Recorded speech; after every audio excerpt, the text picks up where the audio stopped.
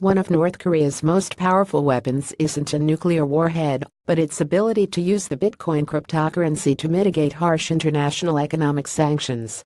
As the news has tightened over the past decade, North Korea has been forced to become more creative in finding ways to get around the sanctions. And Bitcoin, with its decentralized network outside the control of any government, has proven an able tool. In some ways, North Korea's adoption of Bitcoin as a weapon was inevitable.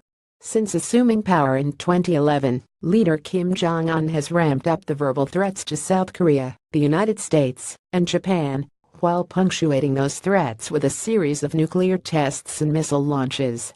The most recent incident was just 1 week ago, when North Korea launched a ballistic missile over the northern Japanese island of Hokkaido. The global community has responded with ever-tougher sanctions.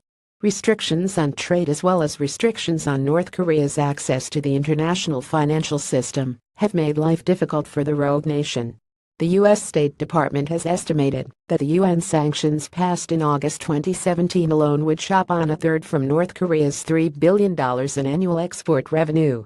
Desperate to find new sources of cash, the rogue regime fell back on strength it has nurtured for nearly a decade: cyber warfare. How North Korea uses cyberspace to level the playing field despite its hot rhetoric. North Korea knows it can't confront a superpower like the United States directly. Since North Korea is militarily and economically inferior to its adversaries, it needs to use capabilities that can deter foreign aggression, coerce others, and project power without inviting a conventional response, Frank Aum, a former advisor to the Department of Defense on North Korea, told Wired in June. That can come in the form of a weapon of fear, like nuclear bombs, or a weapon of stealth, like cyber warfare. A relatively small cyber army can have a disproportionate impact. One group of elite hackers within the North Korean military, Unit 180, is estimated to consist of just 6,000 people. Another, Unit 121, has only 1,800. What's more, North Korean cyber attacks are hard to trace. That's because most attacks are conducted from countries like China, Malaysia, and sometimes locations in Eastern Europe. The North Korean hackers go undercover as employees of ordinary companies and get the bonus of better internet service to carry out their attacks. Don't miss Trump's secret weapon set to foil China's master plan. North Korea's interest in cyber warfare dates back at least a decade, but began in earnest around 2009. At first, North Korea's efforts focused on stealing information from and disrupting the systems of foreign governments and corporations. Much of it is directed at South Korea, although the regime targets the United States as well.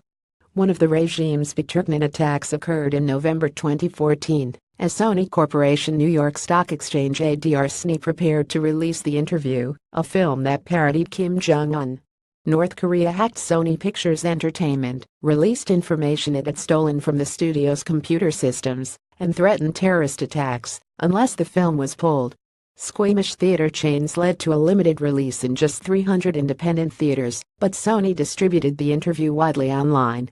After the Sony attack, North Korea's elite hackers turned to financial targets. Cyber warfare pays off for North Korea. Literally, one of North Korea's most spectacular successes happened last year, when its hackers stole $81 million from the Bangladesh Central Bank, money that was sitting in an account at the New York Federal Reserve.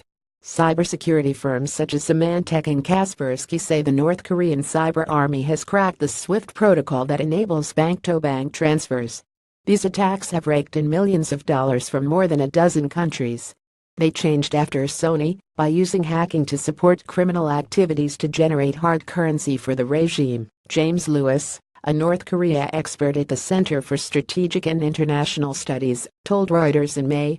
So far, it's worked as well, or better, as drugs, counterfeiting, smuggling, all their usual tricks. North Korea doesn't limit itself to big fish either. In a report released in July, South Korea's Financial Security Institute said North Korea's hackers have targeted online gambling sites as well as ATMs.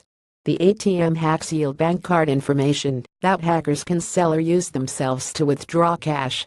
Given these successes, it makes perfect sense that North Korea's cyber warriors would next set their sights on Bitcoin and other cryptocurrencies.